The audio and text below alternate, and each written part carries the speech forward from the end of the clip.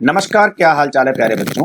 मेरा नाम है संजय भंडारी और आज मैं आपके लिए लेके आया हूँ 2019 का नीट का क्वेश्चन पेपर, जिसमें हम लोग केमिस्ट्री के पोर्शन का एनालिसिस करेंगे।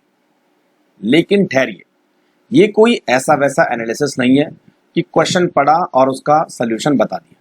ये कुछ स्पेशल टाइप का एनालिसिस है। तो इस एनालिसिस में हम लोग ये देखेंगे कि जो नीट 2019 का पेपर है उसमें क्वेश्चन एनसीईआरटी से बाहर का था या एनसीईआरटी से पूछा गया था। कितने क्वेश्चन एनसीईआरटी से बाहर के थे और कितने क्वेश्चन एनसीईआरटी की बुक से आए थे। तीसरी चीज, अगर वो क्वेश्चन एनसीईआरटी से था तो वो कौन से चैप्टर के कौन से टॉपिक से था। और इतना एनालिसिस मैंने किया है कि आपको ये पता लगेगा कि कौन सा चैप्टर था, कौन सा टॉपिक था और कौन से टॉपिक की कौन सी लाइन से वो क्वेश्चन उठ के आया था। तो यहां इन डेप्थ एनालिसिस होने वाला है, लाइन टू लाइन एनालिसिस। तो बच्चों, आज का वीडियो काफी इंटरेस्टिंग होने वाला है। इसी तरह के दो वीडियो मैंने नीट 2020 और 2021 के क्वेश्चन पेपर पर भी बनाए हैं, वो आप देख सकते हैं। ऊपर आई बटन फ्लैश हो रहा है और वीडियो के डिस्क्रिप्शन में उसका लिंक भी दिया है, तो वहां से आप दोनों वीडियो को एनालिसिस कर सकते हैं। तो आज का एनालिसिस होगा कि कितने क्वेश्चन एनसीईआरटी से बाहर के थे और कितने क्वेश्चन एनसीईआरटी के अंदर के थे, और line to line page number मैं आपको उनका डिस्क्रिप्शन दे दूंगा। तो चलिए शुरू करते हैं। Question number 136। ये जो क्वेश्चन है ये आया है अपने पीरियोडिक टेबल से, और आप चेक कर सकते हैं पेज नंबर 93 और टॉपिक है बैक एक्सरसाइज। हो सकता है कि आपका पेज नंबर अलग हो। जो मेरे पास एनसीईआरटी की सॉफ्ट कॉपी है उसमें पेज नंबर 93 है, आप चेक कर सकते हैं। एक्सरसाइज सबके पास होगी। तो ये जो क्वेश्चन है वो एक्सरसाइज है 3.16। तो 3.16 आप जब चेक करोगे तो वहां देखोगे कि इन्होंने आयोनाइजेशन एंथैल्पी का ऑर्डर वेरीफाई करने के लिए बोला है, और ये दिया है पूरा की पूरा। और ऊपर भी बिल्कुल ऐसा ही क्वेश्चन आया है कि आपको increasing order of first ionization enthalpy पता करना है। तो यहां पर दो चीजें आपको ध्यान रखनी है, एक ये वाला एक्सेप्शन है और दूसरा ये वाला एक्सेप्शन है। तो बच्चों, जब आप ये तीसरा ऑप्शन देखोगे ना, बिल्कुल इससे मैच करता है। ठीक है, ये देखो, नाइट्रोजन पहले, ऑक्सीजन बाद में और बेरिलियम पहले, बोरान बाद में। बस इतना ध्यान रखना है। तो एनसीईआरटी की लाइन से ही उठ के क्वेश्चन आया है। चलिए दूसरा क्वेश्चन हम लेते हैं। एम्फोटेरिक हाइड्रोक्साइड, ये क्वेश्चन आया है एस ब्लॉक एलिमेंट से। पेज नंबर 301 पर चेक किया जा सकता है। टॉपिक होगा ऑक्साइड एंड हाइड्रोक्साइड। और जब आप पेज नंबर 301 पे जाओगे तो आपको बेरिलियम हाइड्रोक्साइड के बारे में मिलेगा। और बच्चों यहां पर देखो क्या लिखा है, beryllium hydroxide is amphoteric in nature. Clear? और ये एसिड और बेस दोनों के साथ रिएक्शन करता है। तो आंसर हो गया ये वाला, बिल्कुल एनसीईआरटी की लाइन से है, कोई शक? ठीक। अगला क्वेश्चन 138, ये पूछा है जनरल ऑर्गेनिक केमिस्ट्री से। पेज नंबर 327 पर चेक किया जा सकता है। इंटेक्स क्वेश्चन से पूछा है। देखो 12.1 इंटेक्स क्वेश्चन आप देखोगे, वो भी सॉल्यूशन दे रखा है 12.1 में, और यहां पर हाउ मेनी सिग्मा और पाई बॉन्ड के बारे में पूछा है। और बच्चों इस क्वेश्चन में पेंट 2 इन 4 आइन, यहां देखो पेंट 2 इन 4 आइन, 1 2 3 4 5, पेंट 2 इन 4 आइन। वैसे अगर बहुत इजी क्वेश्चन है, डबल बॉन्ड और ट्रिपल बॉन्ड में पाई और सिग्मा बॉन्ड ही तो मालूम करने हैं, इतना टफ क्वेश्चन तो है नहीं। फिर भी एनसीईआरटी से उठ के आया है, बस हमारा ये मकसद है। अब देखो, एक पाई बॉन्ड ये रहा, दो ये रहा, है ना, तो 3 तो पाई बॉन्ड हुए। तो जहां आपको 3 पाई बॉन्ड दिख रहे हैं वही आंसर हो जाएगा, ये वाला। ठीक। और देखो यहां 4 और 6 10 सिग्मा बॉन्ड है। बिल्कुल बिल्कुल हूबहू एनसीईआरटी से आया है। अगर आपने पढ़ा होगा तो शायद किया भी होगा किसी ने। 139 वाला क्वेश्चन देखते हैं। अच्छा, ये आया है स्ट्रक्चर ऑफ एटम से, और पेज नंबर 42 पे चेक किया जा सकता है। टॉपिक होगा Bohr model for hydrogen atom. अब यहां पर पूछा है कौन सी सीरीज या कौन सा रीजन विजिबल रीजन में आता है, या कौन सा स्पेक्ट्रम विजिबल रीजन में आता है। भाई सबको मालूम होना चाहिए, जब आप टेबल नंबर 2.3 को चेक करोगे तो वहां पर spectral line of hydrogen atom दे रखा है, और वहां पर यह भी पूछा है कि जो सीरीज है वो किस रीजन में एग्जिस्ट करती है। तो देखो बच्चों, विजिबल रीजन में कौन एग्जिस्ट करता है, बामर सीरीज, और साथ में टेक्स्ट में लिखा भी है कि the Balmer series line are only line in the hydrogen spectrum which appear in visible region. NCERT की इंपॉर्टेंस बढ़ जाती है, तो आंसर हो गया 3। कहीं जाने की जरूरत नहीं, एनसीईआरटी ढंग से पढ़ो, नीट क्लियर हो जाएगा। 140 वाले क्वेश्चन को देख लेते हैं। एल्डिहाइड कीटोन कार्बोक्सिलिक एसिड से क्वेश्चन है, 370 पेज नंबर पर, 375 पेज नंबर पर चेक किया जा सकता है। केमिकल प्रॉपर्टीज में रिएक्शन विद अमोनिया है, और हूबहू क्वेश्चन उठ के आया है। देखो देखो देखो देखो देखो, तो यहां पर आपको प्रोडक्ट मालूम करना है।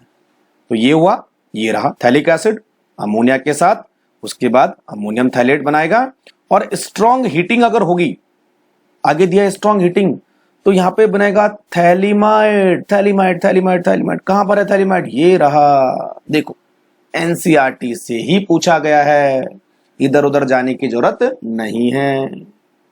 141 कंजुगेट बेस के बारे में पूछा है, तो ये आया है इक्विलिब्रियम से, और पेज नंबर 208 पर चेक किया जा सकता है। टॉपिक होगा Bronsted Lowry acid and base, और बच्चों एक्सरसाइज से भी इन्होंने इसको इंक्लूड किया है। अब देखो देखो देखो देखो, तो यहां पर प्रॉब्लम 7.14 पर जब आप जाओगे तो इन्होंने कंजुगेट बेस और कंजुगेट एसिड दे रखे हैं, और साथ में वाटर तो है ही। तो वाटर का जो कंजुगेट एसिड है वो है हाइड्रोनियम आयन, और कंजुगेट बेस है हाइड्रोक्सिल आयन OH-। तो OH- तो होने वाला है ना। अब OH- 2 जगह है, लेकिन HF के साथ में भी है, तो HF आपको मिलेगा एक्सरसाइज में। इन्होंने पूछा है कि HF का कंजुगेट बेस क्या होगा एक्सरसाइज 7.37 में। ठीक, तो अगर आपने वो सॉल्व किया होगा तो माइनस वाला पार्ट आने चाहिए। क्लियर, तो आंसर हो गया 4। क्लियर हो गया, ठीक है।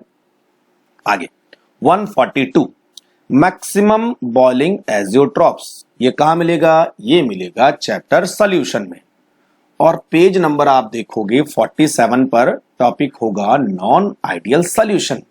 तो बच्चों देखो साफ साफ क्लियर लिखा हुआ है कि जो मैक्सिमम बॉइलिंग एजियोट्रॉप्स है वो नाइट्रिक एसिड और वाटर के मिक्सचर से मिलकर बनते हैं, और इतना परसेंटेज दोनों का होता है। ठीक, तो ये किसका एग्जाम्पल है, नाइट्रिक एसिड और वाटर, मैक्सिमम बॉइलिंग एजियोट्रॉप जो नेगेटिव डेविएशन करते हैं राउल्ट लॉ से। तो कहीं दिया है ऐसा, ये वाला देखो, बिल्कुल सारे एग्जाम्पल एनसीईआरटी से, भाई कहीं जाने की जरूरत नहीं है। अब आगे आ जाओ 143 पर। जिनॉन के कुछ कंपाउंड दिए हैं और उनकी ज्योमेट्री और शेप के बारे में पूछा है। ऐसा क्वेश्चन आपको मिलेगा पी ब्लॉक एलिमेंट्स में, ये 12th का है ना, 15 से 18 ग्रुप इसमें आते हैं। तो 205 पेज नंबर पर चेक किया जा सकता है जिनॉन ऑक्सीजन कंपाउंड। जब वहां पर आप देखोगे तो आश्चर्यचकित आंखें फटी की फटी रह जाएंगी, भाई क्वेश्चन तो यही था, हम कहीं इसको और ढूंढ रहे थे। ये देखो XeF4, ये रहा XeF4 स्क्वायर प्लेनर, कहां है XeF4 स्क्वायर प्लेनर। आप देखो ये है XeF6 डिस्टॉर्टेड ऑक्टाहेड्रल, कहीं है, ये वाला है XeF6। फिर है XeF4O, XeF4, ये देखो स्क्वायर पिरामिडल, स्क्वायर पिरामिडल सब कुछ यही मिलेगा, और XeO3 आपको पिरामिडल देखने को मिलेगा। बस, तो भाई जोड़ लेना है ना कि कौन सा आंसर होने वाला है। बस मेरा मकसद ये है कि आपको ये बताना कि क्वेश्चन एनसीईआरटी से बाहर का है कि एनसीईआरटी से अंदर का है, और अगर एनसीईआरटी से अंदर का है तो कहां पर ये क्वेश्चन आपको मिलेगा, बस सॉल्यूशन तो आपके पास होगा वैसे भी। नेक्स्ट 144। अब इमेजिन नहीं किया जा सकता कि ये क्वेश्चन भी एनसीईआरटी से आया है, बिल्कुल ये क्वेश्चन है इलेक्ट्रोकेमिस्ट्री से, पेज नंबर 73, और इंटेक्स क्वेश्चन का हूबहू मैं तो बोलता हूं 99% सिमिलैरिटी है। अब देखो, जब आप इंटेक्स क्वेश्चन में 3.6 आप चेक करोगे, है ना, तो वहां पर आपको इस तरह की इक्वेशन मिलेगी और हूबहू ये इक्वेशन ऊपर दे रखी है, देखो सेम टू सेम है ना, बिल्कुल सिमिलरिटी है। लेकिन थोड़ा सा डिफरेंस कहां है, इन्होंने ई सेल की वैल्यू इतनी दी है 0.236 वोल्ट और यहां पे है 0.24 वोल्ट, तो 36 को इन्होंने 4 कर दिया बस, तो जो आंसर होगा वो भी मिलता जुलता होगा। तो जब हम इसको सॉल्व करते हैं तो आंसर आता है -45.55 किलो जूल, तो इसका आसपास ही आंसर आना चाहिए। तो ये वाला देखो -46.32 किलो जूल पर मिनट। तो भाई अगर एनसीईआरटी ढंग से पढ़ी होगी तो नीट निकालना आसान है, बार बार मैं ये दोहराता रहूंगा। चलो 145 पे आते हैं। जो क्वेश्चन है वो आया है हाइड्रोकार्बन से। अच्छा, एक चीज मैं आपको बता दूं, ये डायरेक्ट एनसीईआरटी से उठकर नहीं आया है, लेकिन अगर आपको कंसेप्ट मालूम है तो क्वेश्चन सॉल्व किया जा सकता है। हाइड्रोकार्बन में कहां पे मिलेगा, 383 पेज नंबर में, टॉपिक है ओजोनोलाइसिस ऑफ एल्कीन। अब देखो वहां पर ये दिया है ओजोनोलाइसिस, हम जब इस कंपाउंड का करते हैं तो आपको 2 कंपाउंड मिलते हैं। यहां पर किसका ओजोनोलाइसिस किया है, किसी ऐसी एल्कीन का जिससे आपको प्रोपेनोन और इथेनॉल मिलते हैं।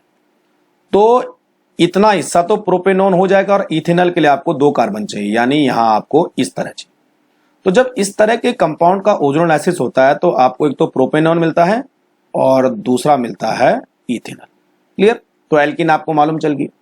अब ये पूछ रहा है कि अगर इसकी एडिशन रिएक्शन होगी HCl से तो मेजर प्रोडक्ट क्या होगा। तो जब इसकी HCl से आप एडिशन रिएक्शन करते हैं तो मार्कोनिकॉफ के अकॉर्डिंग रिएक्शन होती है, तो जो Cl है वो बिल्कुल उस कार्बन पे अटैक करेगा जिसकी स्टेबिलिटी सबसे ज्यादा है, जिसका कार्बोकैटायन सबसे ज्यादा स्टेबल होगा, तो बीच वाले कार्बन पर। तो ये देखो ये वाला है ना, Cl बिल्कुल यहां पे लगाना है। तो ये कुछ क्वेश्चन आया है आपका हाइड्रोकार्बन के एल्कीन पोर्शन से और ओजोनोलाइसिस से। तो दोनों अगर आपने पढ़े होंगे तो आसानी से इसको सॉल्व किया जा सकता है। क्वेश्चन नंबर 146 की तरफ बढ़ते हैं। क्या बोल दिया इन्होंने, क्रिस्टल फील्ड थ्योरी के बारे में पूछा है। और ये जो क्वेश्चन है, चैप्टर तो क्रिस्टल फील्ड थ्योरी नहीं होगा, चैप्टर होगा आपका कोऑर्डिनेशन कंपाउंड। भाई माफ कर देना है ना, अगर कहीं मुझसे गलती हो जाती है तो कोऑर्डिनेशन कंपाउंड उल्टा लिख दिया मैंने, कोऑर्डिनेशन कंपाउंड ऊपर लिखना था, क्रिस्टल थ्योरी नीचे लिखना था। 251 पर चेक किया जा सकता है।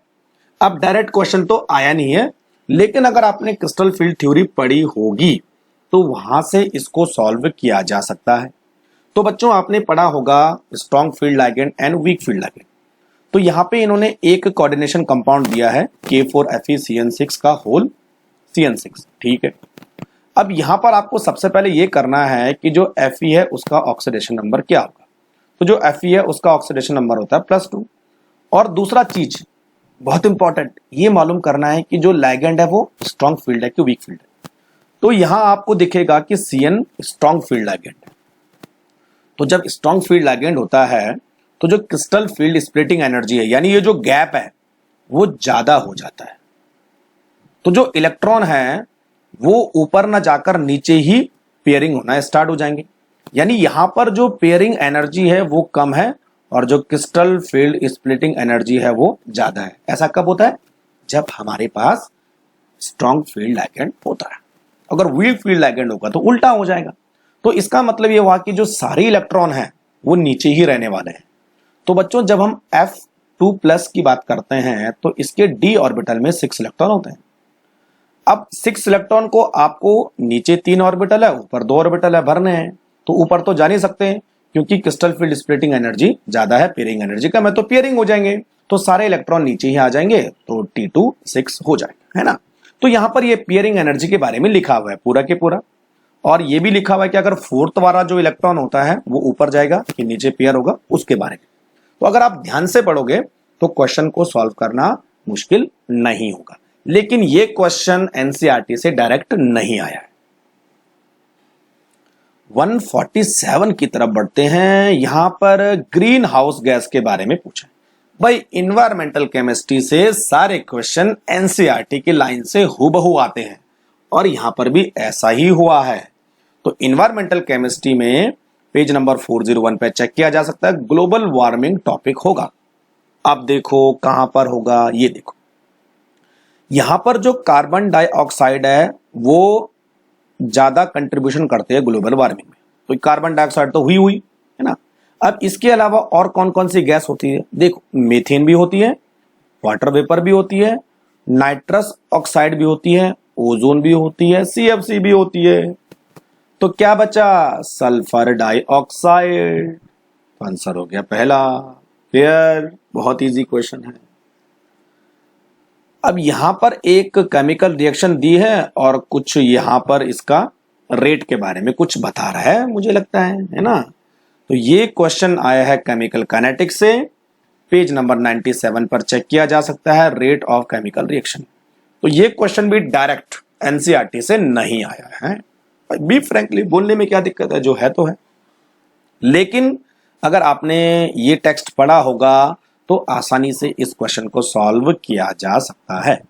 देखिए, जब भी कोई रिएक्शन आपको दे रखी है और उसका रेट आपको लिखना है, तो जो रिएक्टेंट होते हैं वो हमेशा माइनस में आएंगे और जो प्रोडक्ट होते हैं वो हमेशा प्लस में आएंगे। तो इसके लिए आपको रेट को एक्सप्रेस करना है। तो एक चीज हमेशा ध्यान रखना कि इसकी जो स्टैक्योमेट्री होगी, देखो यहां पर दिया है, कहां पर दिया हुआ है, stoichiometric coefficient are not equal to 1, the rate, हाँ, ये देखो, rate of appearance of product is divided by their respective stoichiometric coefficient. ठीक है, तो जो भी इसकी स्टैक्योमेट्री होगी उसको हम 1 से डिवाइड कर देंगे। तो पहला आएगा आपके पास DN2 की कॉन्सेंट्रेशन बाई dt, और माइनस साइन लगाएंगे क्योंकि ये रिएक्टेंट है, इक्वल टू, अब जो हाइड्रोजन है उसकी स्टैक्योमेट्री है 3, तो ये हो जाएगा -1/3। अगेन DH2 की कॉन्सेंट्रेशन बाई dt, ठीक है, फिर इक्वल टू हो जाएगा प्लस में कौन आएगा, अमोनिया, उसकी स्टैक्योमेट्री है 2, तो 1/2 हो जाएगा, DNH3 की कॉन्सेंट्रेशन बाई dt। ठीक है बच्चों, क्लियर हो गया। अब आपको इन सबके बीच में करेक्ट रिलेशन मालूम करना। अब यहां पर देखो दोनों में कोई साइन नहीं है तो ये नहीं हो सकता, दोनों में माइनस साइन है, NH3 कभी माइनस में आएगा, ये भी नहीं हो सकता। ठीक है, N2 माइनस में आएगा और ये इन्होंने 2 दिया, 2 नहीं होगा, 1/2 होगा, यानी N2 और NH3 के बीच में ये रिलेशन है। ये देखो, ये तो चौथा वाला एकदम सही लग रहा है मेरे को तो। ठीक है, हाँ, अब आते हैं भाई 149 वाले पे, टेट्राइब्रोमो ऑक्टा ऑक्साइड का स्ट्रक्चर क्या होगा। रिडॉक्स रिएक्शन से क्वेश्चन आया है, 265 पर चेक किया जा सकता है। टॉपिक होगा the paradox of fractional oxidation number. हूबहू एनसीईआरटी से डायरेक्ट उठ के आया है। देखो एनसीईआरटी में एक डायग्राम बना है इस कलर में, और वहां पे Br3O8 यानी ट्राइब्रोमो ऑक्टा ऑक्साइड का स्ट्रक्चर दे रखा है। अब चेक करो भाई कहां पर है, ये वाला है, बिल्कुल मैच कर रहा है, सीधा एनसीईआरटी से उठ के आया है। 150 की बात करते हैं। पी ब्लॉक से क्वेश्चन पूछा गया है। भाई पी ब्लॉक बहुत इंपॉर्टेंट चैप्टर है, इससे 3 या 4 क्वेश्चन हर बार पूछे जाते हैं। पी ब्लॉक अगर आपने अच्छी तरह पढ़ लिया 3-4 क्वेश्चन सॉल्व हो सकते हैं, इसलिए ये चैप्टर काफी इंपॉर्टेंट है। तो यहां पर इंटेक्स क्वेश्चन से ही डायरेक्ट क्वेश्चन पूछा गया, पेज नंबर 183 पे चेक करना है। तो यहां पर थर्मल स्टेबिलिटी वाला क्वेश्चन है। देखो कौन सा क्वेश्चन है, 7.14 को पढ़ो। Right the order of thermal stability of hydride of group 16, और ये सारे ग्रुप 16 के ही हाइड्राइड है। तो अगर आपने सॉल्व किया होगा इंटेक्स क्वेश्चन तो आसानी से सॉल्व हो जाएगा। अब देखो चलो इंटेक्स नहीं पढ़ा मान लिया जाए, ये टेक्स्ट तो पढ़ लो भाई। यहां पर पूछा है, यहां पर दिया है, पूछा तो नहीं है, the thermal stability of hydride also decrease from water to polonium hydride. ऊपर से नीचे डिक्रीज हो रहा है, तो आपको शॉर्टकट याद होगा, ओल्ड स्टाइल से टीपू। अब देखो ओल्ड स्टाइल से टीपू, यानी ये देखो ये ज्यादा और ये कम। ठीक, तो चाहे इंटेक्स कर लो चाहे कोई टेक्स्ट पढ़ लो तो सब कुछ वहीं मिलेगा आपको। 151 क्या बनाना है, बेसिक बफर बनाना है। बेसिक किस चैप्टर में है, बेसिक बफर किस चैप्टर में है? इक्विलिब्रियम में चैप्टर में है। दूसरा क्वेश्चन आ रहा है भाई इक्विलिब्रियम से, ठीक। 220 पेज नंबर चेक करना, बफर सॉल्यूशन टॉपिक होगा। अब ये डायरेक्ट तो है नहीं, साफ साफ बोलने में कोई दिक्कत नहीं, डायरेक्ट क्वेश्चन नहीं आया है, लेकिन सॉल्व हो सकता है ना। अब यहां पर कुछ बेसिक बफर के बारे में कुछ बताया। अब देखो, है ना, देखो मैं आपको बताता हूं। यहां पर दिया है a mixture of acidic acid और सोडियम एसीटेट। कौन से बफर करते हैं? एसिडिक बफर, क्योंकि पीएच 7 से कम है।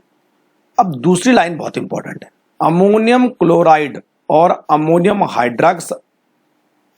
हाइड्रोक्साइड का जो मिक्सचर है वो इतने पीएच पर काम करता है, यानी बेसिक बफर।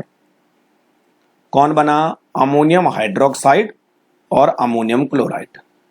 अब बच्चों यहां पर आप चेक कीजिए कि अमोनियम हाइड्रोक्साइड और अमोनियम क्लोराइड कहां से मिलेगा? इससे मिलेगा आपको, ये वाला। देखो, जब अमोनियम हाइड्रोक्साइड की HCl के साथ रिएक्शन होगी तो क्या मिलेगा आपको? अमोनियम क्लोराइड, और सोल्यूशन में अमोनियम हाइड्रोक्साइड तो रहने वाला है। और इसका सोल्यूशन भी मैं आपको बता देता हूं, है ना, ये वाला है। अच्छा, अमोनियम वाले ने ये ढक दिया है तो इसको पहले इरेज कर देते हैं। अब आपको सॉल्यूशन क्लियर दिख जाएगा, है ना, ठीक। इस तरह से इसको हम सॉल्यूशन करते हैं। एनसीईआरटी से डायरेक्ट नहीं आया है। 152 आइसोथर्मल कंडीशन, ऐसा वर्ड कहां आपको देखने को मिलता है? थर्मोडायनेमिक्स में देखने को मिलता है। पेज नंबर 159 पे आप चेक करना, और टॉपिक है वर्क। डायरेक्ट क्वेश्चन नहीं आया है, लेकिन पेज नंबर 159 से इसको सॉल्व किया जा सकता है, क्योंकि वहां पर वर्क का फॉर्मूला दे रखा है। तो work equal to pressure into delta V, यानी final volume minus initial volume, है ना। और ऊपर सब कुछ दे रखा है। देखो, ये फॉर्मूला आपने लगाया, सारी वैल्यूज फॉर्मूले में रखी, और लास्ट में आंसर आ गया -30 जूल। क्लियर? 153 मैग्नेट और परमैग्नेट, कौन से चैप्टर में पढ़े हैं ये आपने पढ़े हैं DNF ब्लॉक एलिमेंट में। ये एनसीईआरटी से डायरेक्ट उठ के आया हूं, मैं 100% दावा कर सकता हूं। 226 पेज पर चेक किया जा सकता है। चेक करो, देखो, ये आपका है मैग्नेट आयन जो ग्रीन कलर का होता है, और परमैग्नेट आयन पर्पल कलर का होता है। यहां पर देखो एक लाइन लिखी है, बहुत शानदार लाइन है। The pi bonding take place by overlap of p orbital of oxygen with d orbital of manganese। जो डबल बॉन्ड बन रहा है वो p ऑर्बिटल ऑफ ऑक्सीजन और d ऑर्बिटल ऑफ मैग्नीज के बीच बन रहा है। तो कहीं ऐसा दिया है? ये देखो, बिल्कुल हूबहू लाइन, हूबहू, ठीक है। 154 ये भी एनसीईआरटी से उठ के आया है। 4 ऑर्बिटल दे रखे हैं और उनकी एनर्जी का ऑर्डर आपको पता करना है। तो ये आया है स्ट्रक्चर ऑफ एटम से। पेज नंबर 58-59 पर चेक करना, टॉपिक होगा filling of orbitals in atom. अब अगर आपने ये वाला सीख लिया ना, ये वाला एक फिगर है, तो आपको आसानी से इसका आंसर पता चल जाए। और अगर ये भी नहीं मालूम तो N+L रूल आपको मालूम होना चाहिए। चलो, अगर ये दोनों भी नहीं मालूम तो भाई एनसीईआरटी की ये लाइन जरूर पढ़ लेना। लिखा है the order in which energies of the orbital increase and hence order in which the orbital are filled as follows। तो यहां पे डिफरेंट ऑर्बिटल की इंक्रीजिंग ऑर्डर ऑफ एनर्जी दे रखी है। तो देखो, 5p पहले, 4f बाद में, 5d, 6p, और लास्ट में मुझे लगता है 5f आने वाला। तो डिक्रीजिंग एनर्जी है तो 5 यानी 4d पहले आएगा। देखो, 4d पहले, उसके बाद 4d के बाद 5p, 5p के बाद 6p, और 6p के बाद 5f। ये तो होना चाहिए मेरे हिसाब से। क्लियर? ठीक है भाई। 155 ये क्वेश्चन भी डायरेक्ट एनसीईआरटी से उठ के आया है। तो ये मिलेगा आपको पी ब्लॉक एलिमेंट्स में 13 और 14 ग्रुप, यानी 11th वाला चैप्टर है। मैंने बोला था आपको पी ब्लॉक काफी इंपॉर्टेंट है ना। तो पेज नंबर 316 पे चेक किया जा सकता है। टॉपिक का नाम है oxidation state and trends in chemical reactivity. अब देखो, 316 पर लिखा है कि the species like SiF6 2-, SiF6 2 minus, GeCl6 2 minus, GeCl6 2 minus, SnOH का होल 6 2 माइनस। ये भाई सबके सब आ गए एग्जिस्ट, ये एग्जिस्ट करते हैं। और आपको ये देखना है कि कौन एग्जिस्ट नहीं करता है, तो हो गया पहला। आया ना एनसीईआरटी से, सही है। तो बहुत अच्छी बात है कि अगर आपने एनसीईआरटी को पढ़ा है तो। 156 बायोडिग्रेडेबल पॉलीमर। पॉलीमर का क्वेश्चन एनसीईआरटी से बाहर का नहीं आता है, ये हम अभी प्रूव कर देंगे पेज नंबर 436 पर जाके। Nylon two nylon 6 is a biodegradable polymer. कहां है ये, साफ साफ लिखा हुआ है, आप पढ़ सकते। 157 ये भी डायरेक्ट एनसीईआरटी का ही क्वेश्चन है और चैप्टर होगा केमिकल बॉन्डिंग। 126 पे जाके आप चेक करना, टॉपिक होगा एमओटी यानी मॉलिक्यूलर ऑर्बिटल थ्योरी, और वहां पर कार्बन यानी C2 मॉलिक्यूल के बारे में कुछ दे रखा है, कुछ दे रखा है। ये तो C2 आप देखो है ना, यहां पर कहां पर हम चेक करेंगे, ये देखो। It is important to note that, NCERT वालों ने बोला भी है भाई कि इसको नोट करना इंपॉर्टेंट है। Double bond in C2 consist of both pi bonds. तो C2 में दोनों जो डबल बॉन्ड है वो दोनों पाई बॉन्ड है, तो आंसर हो गया 4। क्लियर हो गया, बिल्कुल। 158 अब ये क्वेश्चन है हाइड्रोकार्बन से, पेज नंबर 379। तो ये क्वेश्चन भी बिल्कुल हूबहू आपको एनसीईआरटी में मिल जाएगा, है ना। अब देखो, दो रिएक्शन है जब हम एल्काइन का रिडक्शन करते हैं, और दो चीजें हमारे पास रिडक्शन के लिए है। एक है पीडीसी जिसको हम बोलते हैं लिंडार कैटलिस्ट, और एक है सोडियम या लिक्विड अमोनिया जिसको हम बोलते हैं बार्कर रिएजेंट। तो इन दोनों से जब हम रिड्यूस करेंगे तो हमें एक में सिस मिलता है और दूसरे में ट्रांस मिलता है, इसी के बारे में यहां पूछ रहा है। तो ये सिस ब्यूटीन किस में मिलेगा, पीडीसी, और पीडीसी यहां दे रखा है, देखो आया ना हूबहू क्वेश्चन, बिल्कुल। थोड़ा सा दिमाग लगाने की जरूरत है, बाकी सोल्यूशन आपके सामने आते रहेंगे। और इधर भी इसके बारे में, लिंडार कैटलिस्ट के बारे में, है ना, सब कुछ दे रखा है। अब आ जाओ 159 पर। टेम्पररी हार्डनेस के बारे में पूछा है, ये आपको मिल जाएगा हाइड्रोजन वाले चैप्टर में, पेज नंबर है 284 और टॉपिक है टेम्पररी हार्डनेस। तो दो तरीके हैं टेम्पररी हार्डनेस को रिमूव करने, एक तो है बॉलिंग और दूसरा है क्लार्क मेथड। तो क्लार्क मेथड कहीं दिख रहा है आपको, ये वाला है भाई, डायरेक्ट क्वेश्चन आया है, अगर आपने पढ़ा होगा तो आसानी से सॉल्व किया जा सकता है। 160 विच वन इज मैलेचाइट, ये और से क्वेश्चन आया है, तो ये आपको मिलेगा मेटलर्जी में, पेज नंबर 148 पे चेक किया जा सकता है, अकरेंस ऑफ मेटल। तो बच्चों जब आप पेज नंबर 148 पे जाओगे तो वहां पर आपको एक टेबल मिलेगी 6.1, और कई सारे मेटल के और वहां पर दे रखे हैं और उनका कंपोजिशन भी दिया है। तो मैलेचाइट को ढूंढो, ये रहा मैलेचाइट, कॉपर का ओर है और ये कार्बोनेट और हाइड्रोक्साइड और होता है, CuCO3 CuOH का होल ट्वाइस, ये रहा जी, है ना एनसीईआरटी के पास। तो बच्चों इसलिए मैं बोलता हूं कि एनसीईआरटी बहुत इंपॉर्टेंट है। आप अगर एनालिसिस देखोगे तो 2019 से लेकर 2021 की जर्नी में एनसीईआरटी की वैल्यू बढ़ जाती है, और 2021 में तो सारे क्वेश्चन एनसीईआरटी से आए हैं, मैंने एनालिसिस किया है, आप वीडियो देख सकते हैं डिस्क्रिप्शन में।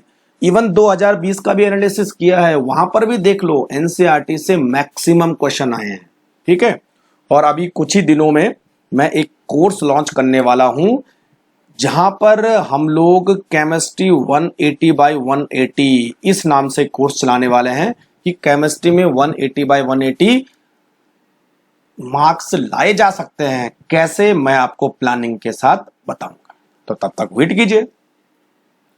अब आगे बढ़ते हैं 161। यहां पर ये क्वेश्चन आया है पी ब्लॉक से। देखो भाई, जो पी ब्लॉक का 11th वाला चैप्टर है यानी 13 और 14 ग्रुप, उससे दूसरा क्वेश्चन है, और एक पी ब्लॉक से पहले हम क्वेश्चन पूछ चुके हैं। तो पेज नंबर है 316 और टॉपिक होगा रिएक्टिविटी। आर खा गया मैं, रिएक्टिविटी टुवर्ड्स हैलोजन। अच्छा जी, चलो पढ़ लेते हैं रिएक्टिविटी टुवर्ड्स हैलोजन। कई बच्चों को पी ब्लॉक को पढ़ने में बड़ी परेशानी हो जाती है, क्योंकि पी ब्लॉक में एक्सेप्शन दुनिया भर का है, पढ़ने का बहुत है। लेकिन बच्चों, अगर आप इंपॉर्टेंट पॉइंट्स के नोट्स बनाओगे तो क्वेश्चन पकड़ में आ सकते हैं। तो पी ब्लॉक से इजी क्वेश्चन आता है यार, एनसीईआरटी से ही पूछा जाता है, इतना कुछ करने की जरूरत है नहीं। तो चलो भाई 161 में क्या बोल रहा है, यहां देखो, है ना, यहां पर कि जो हमारे पास हैलाइड है, कौन से 14 ग्रुप, ये 14 ग्रुप है पूरा, है ना।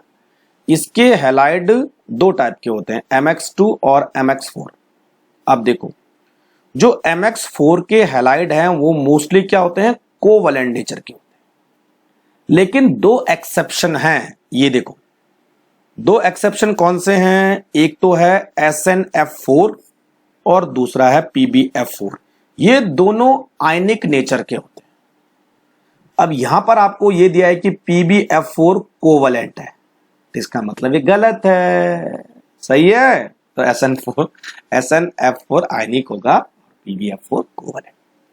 तो एनसीईआरटी को ध्यान से पढ़ोगे तो सब कुछ पॉसिबल है, वरना कुछ हाथ नहीं लगेगा। 162 की तरफ बढ़ते हैं।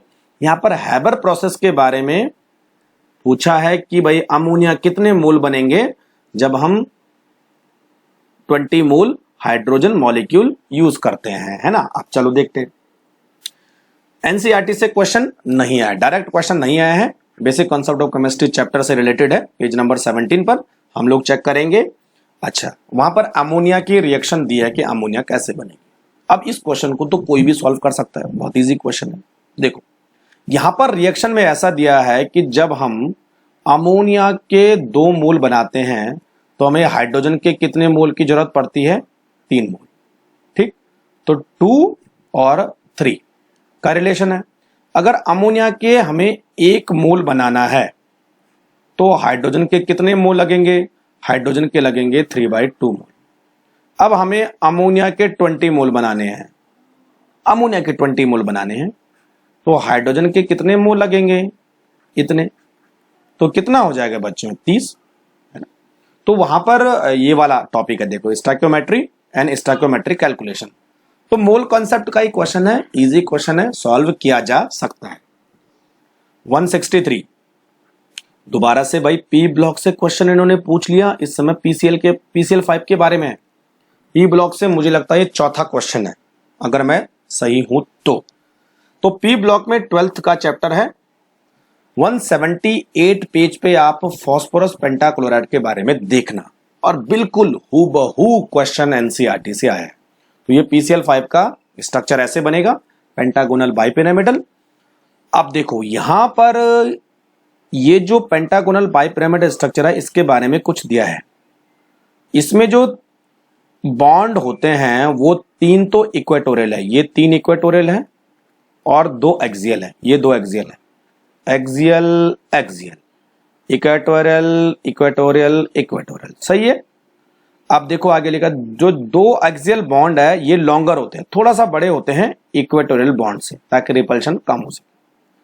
अब देखो यहां पर 3 इक्वेटोरियल बॉन्ड है जो 120 का एंगल बना रहे हैं। तो ये जो 3 इक्वेटोरियल बॉन्ड है ये वो 120 का एंगल तो बना रहे हैं, ठीक है, वो भी ठीक है। और 2 एक्सियल बॉन्ड है जो 180 का एंगल बना रहे हैं, 2 एक्सियल बॉन्ड 180 का एंगल बना रहे हैं, ये भी ठीक है। और एक्सियल बॉन्ड आर लॉन्गर, मैंने आपको लाइन बताई दी, है ना। तो ये तीनों सही है। तो इनकरेक्ट ढूंढना है तो पहला वाला इनकरेक्ट हो जाएगा, सही है।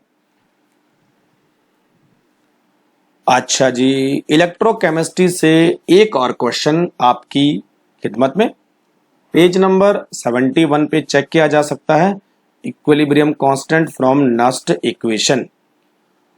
अब हूबहू क्वेश्चन तो नहीं आया है, लेकिन अगर आपको नस्ट इक्वेशन और इक्विलिब्रियम कांस्टेंट के बारे में मालूम है तो क्वेश्चन को सॉल्व किया जा सकता है। देखो ये उसका सॉल्यूशन है, कितना होगा, 1 × 10⁻10, ठीक है भाई। तो सॉल्यूशन तो आपको मालूम है, बस केवल मेरा उद्देश्य यह है कि एनसीईआरटी से है या एनसीईआरटी से बाहर का है। 165 ये क्वेश्चन पूछा है केमिकल काइनेटिक्स से, और 108 109 नंबर के पेज पर जाके हाफ लाइफ रिएक्शन देखना, तो वहां पर ये इसके मिलता जुलता क्वेश्चन है, देखो है ना। तो ये rate constant for first order reaction के लिए हम कैसे निकालते हैं उसका फॉर्मूला है। और बच्चों जब आप एग्जांपल नंबर 4.8 देखोगे तो यहां पर हुबहू ऐसा ही क्वेश्चन है, बस केवल यहां पर जो डिसोसिएशन दे रखा है वो 99.9% है और यहां पर है 99%।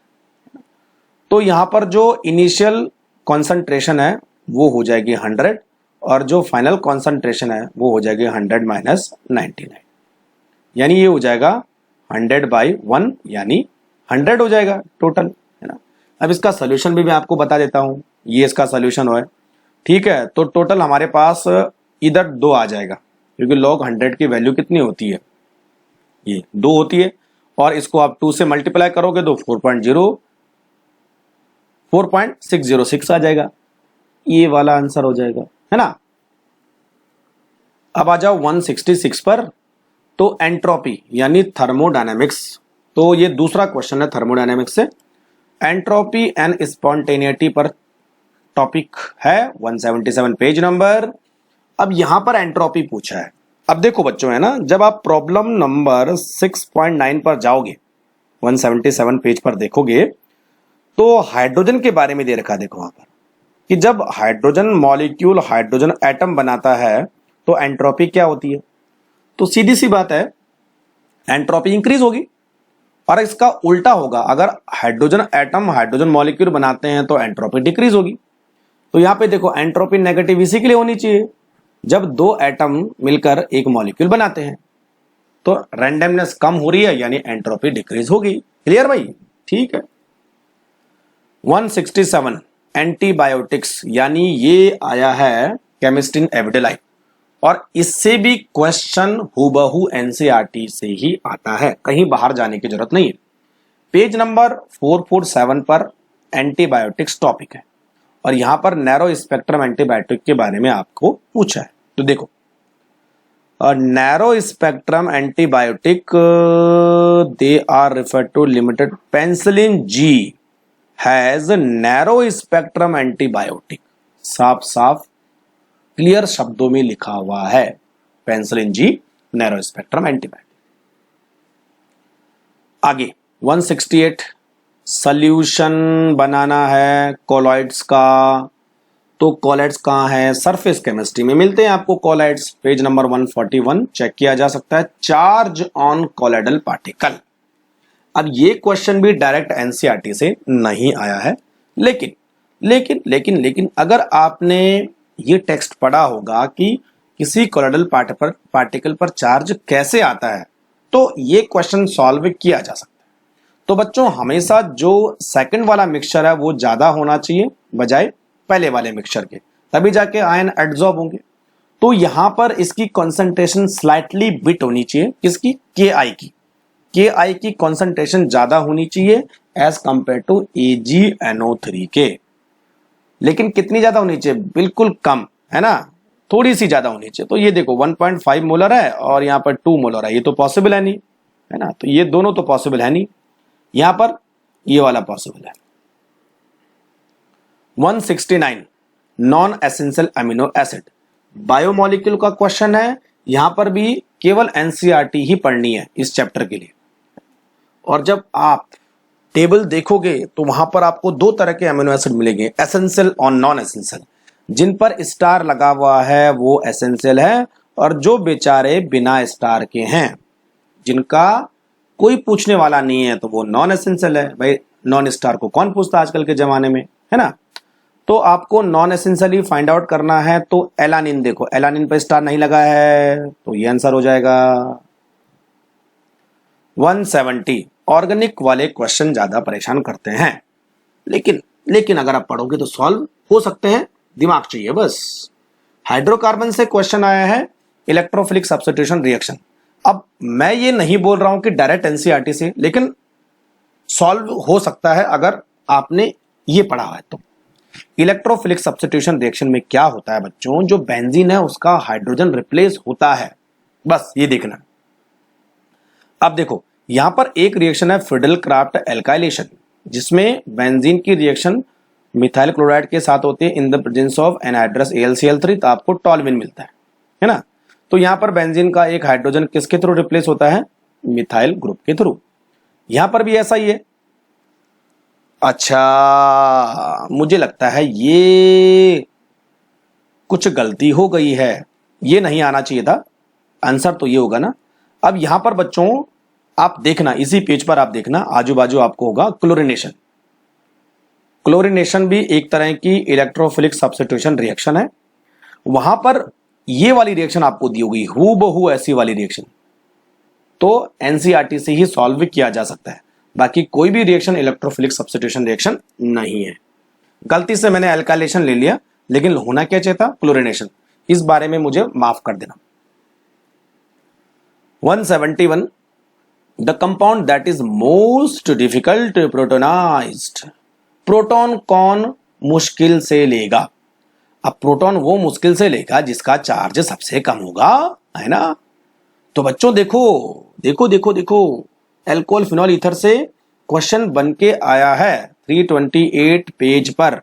अब ये क्वेश्चन डायरेक्टली एनसीईआरटी से नहीं है, लेकिन सॉल्व किया जा सकता है। अब देखो मैं आपको बताता हूं कहां पर इसका है कुछ, देखो है ना, यहां पर alcohol act as a Bronsted base as well due to the presence of unshared pair of oxygen which make them proton acceptor. यानी एल्कोहल फिनॉल से अच्छे प्रोटॉन एक्सेप्टर होते हैं, और एल्कोहल से प्रोटॉन एक्सेप्टर अच्छा कौन होगा, वाटर भी होता है ना। तो वाटर और एल्कोहल दोनों अच्छे प्रोटॉन एक्सेप्टर होंगे, इवन ईथर भी अच्छे प्रोटॉन एक्सेप्टर होते हैं। लेकिन जो फिनॉल है वो एक बुरा प्रोटॉन एक्सेप्टर होगा। क्यों? क्योंकि बच्चों जो फिनॉल है वो sp2 कार्बन से जुड़ा है, तो ये चार्ज को ले लेगा, जिससे कि चार्ज की डेंसिटी कम हो जाएगी और प्रोटॉन का अटैक डिफिकल्ट होगा। बस। क्वेश्चन नंबर 172, ये भी आपको मिलेगा पी ब्लॉक एलिमेंट में। कितने क्वेश्चन आ गए? 5 क्वेश्चन आ गए मुझे लगता है।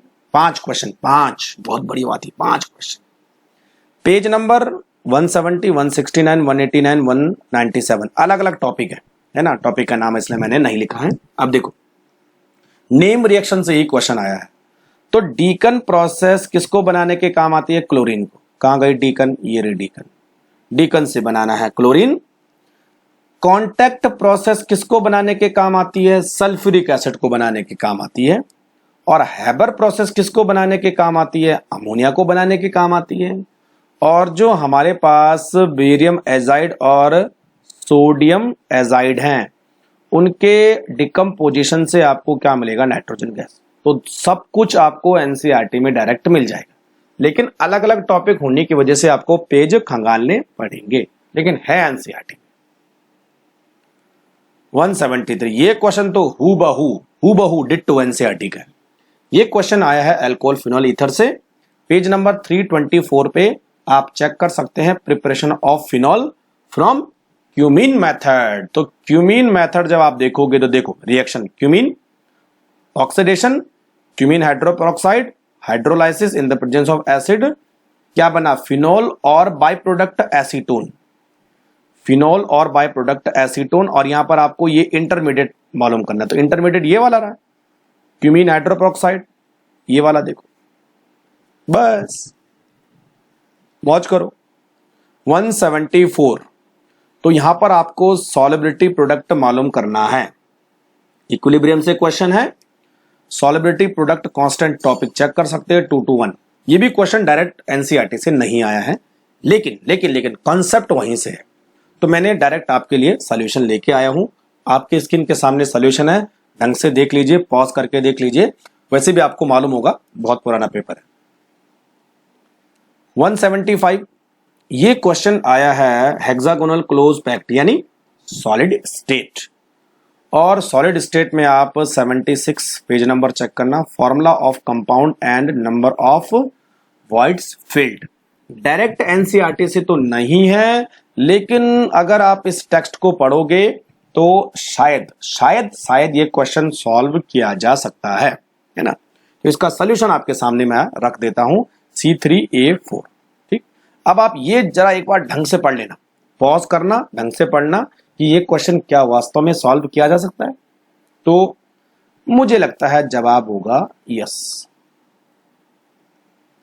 क्वेश्चन नंबर 176, डिसप्रपोर्शनेशन रिएक्शन, ये मिलेगा आपको रेडॉक्स रिएक्शन में। पेज नंबर 264 पर चेक करना, डिसप्रपोर्शनेशन रिएक्शन टॉपिक है। लेकिन बच्चों डायरेक्ट क्वेश्चन नहीं है, लेकिन वहां पर कंसेप्ट दे रखा है कि डिसप्रपोर्शनेशन रिएक्शन में वो एलिमेंट जो अपनी एक ऑक्सीडेशन स्टेट से दूसरी ऑक्सीडेशन स्टेट में चेंज होता है और इसका साइमल्टेनियसली ऑक्सीडेशन और रिडक्शन दोनों होते हैं, उसी को हम बोलेंगे डिसप्रपोर्शनेशन रिएक्शन। तो यहां पर कॉपर का +1 है तो +2 भी जा रहा है, 0 भी जा रहा है, यानी ये ठीक है। और यहां पर KMnO4 का +6 है। एक चीज इंपॉर्टेंट आपको याद रखनी है, जिस एलिमेंट का डिसप्रपोर्शनेशन होगा वो अपनी इंटरमीडिएट ऑक्सीडेशन स्टेट में होना चाहिए। इंटरमीडिएट देखो यहां पर लिखा भी है, the element in the form of reacting substance is in intermediate oxidation stage, है ना, ताकि वो हायर भी जा सके और लोअर भी जा सके। तो ए और बी इसमें सही हैं, ए और बी क्लियर। आ जाओ 177, आइडियल सॉल्यूशन, ये आपको मिलेगा सॉल्यूशन वाले चैप्टर में। मुझे लगता है सेकंड क्वेश्चन है सॉल्यूशन वाले चैप्टर से। पेज नंबर 45 पे चेक करना, ideal and non ideal solution, ये भी डायरेक्ट एनसीईआरटी से ही पूछा गया। तो आइडियल सॉल्यूशन के लिए डेल्टा H मिक्सिंग और डेल्टा V मिक्सिंग 0 होता है। 4 वाला क्वेश्चन हो गया, 4 वाला आंसर हो गया। 178, कंप्रेसिबिलिटी फैक्टर, ये आपको मिलेगा स्टेट ऑफ मैटर में, है ना। 147 पेज आप देख सकते हैं, behaviour of real gas, deviation from the ideal gas behaviour. अब इस क्वेश्चन में कंफ्यूजन है कि भाई ये एनसीईआरटी से आया है कि नहीं है, लेकिन 80%, 80 से 85% ये एनसीईआरटी से आया है। अब देखो प्रूफ करते हैं कैसे। यहां पर दिया है देखो कि जो Z है अगर वो 1 से ज्यादा होता है तो उस गैस को लिक्विफाई करना मुश्किल होता है, वो कंप्रेस नहीं हो सकती। लेकिन अगर Z की वैल्यू 1 से कम होती है तो वो आसानी से कंप्रेस हो सकती है, उसको लिक्विफाई करना आसान होगा। ठीक, तो बच्चों किसी गैस को लिक्विफाई करना आसान तब होगा जब गैस मॉलिक्यूल के बीच में अट्रैक्शन फोर्स बढ़ेगा, ये तो हुआ। और अट्रैक्शन फोर्स कब बढ़ेगा? जब Z की वैल्यू 1 से कम होगी। तो ये देखिए Z की वैल्यू 1 से कम है तो अट्रैक्शन फोर्स आर डोमिनेंट, तो कोई भी गैस इजीली लिक्विफाई की जा सकती है। 179, 100% एनसीईआरटी का क्वेश्चन है। देखो amine chapter page number 391, basic nature of amine, और वहां पे आपको ये लाइन देखनी। तो एक है इथाइल अमाइन का प्राइमरी सेकेंडरी टर्सरी और एक है मिथाइल अमाइन का प्राइमरी सेकेंडरी टर्सरी, और यहां पर सारे मिथाइल अमाइन है। तो देखो बच्चों एक्वस फेज में है ना, थोड़ा सा एक्वस फेज में बिहेवियर थोड़ा डिफरेंट होता है as compare to gas phase. तो एक्वस फेज में अगर मिथाइल है तो मैंने आपको एक ट्रिक बता रखी थी जिसमें मैंने बताया था कि 213 यानी सेकेंडरी, प्राइमरी और टर्सरी ऐसा होता है। तो आप चेक करो 213 कहां पर है, ये है 213 है ना, सेकेंडरी, प्राइमरी, टर्सरी। यहां पर भी दिया देखो सेकेंडरी, प्राइमरी और टर्सरी, तब जाके अमोनिया है। तो हूबहू आपको मिल गया। पेज नंबर 180 और लास्ट क्वेश्चन है 80 पेज, फॉस्फेट ट्रांसफर। तो ये क्वेश्चन पूछा गया है एस ब्लॉक एलिमेंट से। पेज नंबर चेक करना है 304, biological importance of magnesium and calcium. हूबहू एनसीईआरटी का क्वेश्चन है, कोई फेरबदल नहीं है। देखो all enzymes that utilize ATP in phosphate transfer require magnesium as a cofactor। तो आंसर हो जाएगा हूबहू क्वेश्चन एनसीईआरटी से, S block, hydrogen, P block, biomolecule, polymer, chemistry, नेबुलाइव, इनके क्वेश्चन एनसीईआरटी से आते थे। इन चैप्टर को बाहर पढ़ने की जरूरत नहीं, नंबर ऑफ क्वेश्चन को प्रैक्टिस करो और आपको एनसीईआरटी ढंग से पढ़नी है, क्वेश्चन इजिली सॉल्व। तो चलिए खत्म हो गया। अब एक इंपॉर्टेंट चीज कंक्लूजन पर आते हैं कि हमने ये एनालिसिस क्यों किया। तो बच्चों जब इस पेपर को हम देखते हैं 2019 वाले पेपर को, है ना, तो हमें देखने को मिलता है कि 31 क्वेश्चन एनसीईआरटी से डायरेक्ट पूछे गए थे, 14 क्वेश्चन एनसीईआरटी के बाहर के थे। यानी अगर आप केवल एनसीईआरटी पढ़ोगे और नंबर ऑफ क्वेश्चन सॉल्व करोगे तो 124 मार्क्स लाए जा सकते हैं आउट ऑफ 180, केवल 56 मार्क्स ही बाहर से। लेकिन बच्चों एक चीज ध्यान रखना, जब हम 2019 से 2020 की तरफ बढ़ते हैं और 2020 से 2021 की तरफ बढ़ते हैं तो number of question from NCERT will increases. और 2021 की हम बात करें तो पूरे के पूरे 45 के 45 क्वेश्चन एनसीईआरटी से आए थे। 2020 और 2021 का सेम टू सेम एनालिसिस मैंने आपके लिए किया है। अभी आपकी स्क्रीन के सामने वो 2 वीडियो आ रहे होंगे, तो उन पर क्लिक करके आप उनको एक्सेस कर सकते हो और आप खुद प्रूफ कर सकते हो। दूसरी चीज, इन तीनों का और ये जो 2020 और 2021 के वीडियो हैं इनका लिंक मैं डिस्क्रिप्शन में दे दूंगा, वहां से आप देख सकते हैं। और बच्चों अगर आपको मुझे कुछ पूछना है तो टेलीग्राम लिंक का मैं डिस्क्रिप्शन में दे दूंगा, वहां से आप पूछ सकते हैं। रिसेंटली बहुत जल्दी मैं 180/180 केमिस्ट्री में 180/180 कैसे लाएं, इसके लिए मैं एक कोर्स चलाने वाला हूं और क्या प्लानिंग होगी उसके लिए तो वो मैं आपको सब जल्दी ही बता दूंगा। क्लियर? तो चलिए जरूर बताना कमेंट में कि वीडियो कैसे लगा है। अगर आपका कोई कंफ्यूजन हो तो आप मुझसे पूछ सकते हैं। Thank you very much.